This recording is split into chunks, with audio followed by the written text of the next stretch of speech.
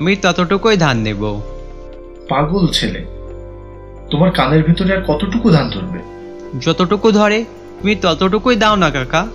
মোরগটা ভালো কাজ করতে জানলেও ওর মাথায় একটুও বুদ্ধি নেই। ওর ছোট্ট কানের ভেতরে কতটুকুই বা ধান ধরবে? এক মুঠো ধান দিলেই তো কানটা ভর্তি হয়ে যাবে। যাক, ভালোই হলো, লাভটা আমারই হবে। মোড়ল মশাইয়ের লোকেরা মোরগের কানের ভিতর ধান ঢালছে তো ঢালছে, কিন্তু মোরগের কান আর ভরে না। এমন করে তার ভাগের সব ধান মোরগের কানের ভিতর দিয়ে দেয়া হলো, কিন্তু তবুও মোরগের কান ভরল না।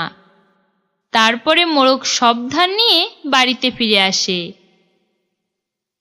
তুই এসে গেছিস বাবা, কিন্তু তুই এত কষ্ট করে এতদিন ধরে ধান চাষ করলি, তো সেই ধান কই?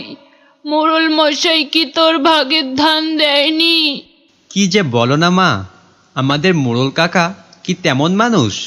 এটা বলে মোরগ তার মাথা কাত করে কানের মধ্য থেকে সব ধান বের করতে লাগলো। মোরগের কান থেকে ধান বের হচ্ছে তো বের হচ্ছে। এটা দেখে বুড়ির ভীষণ আনন্দ হতে লাগলো। একসময় ধান বেরিয়ে পাহাড় সমান হয়ে গেল। আমাকে আর ভিক্ষা করতে হবে না, আর আমাদের কোনো কষ্ট থাকবে না। বাবা, তুই তো আমার সব দুঃখ মুছে দিলি।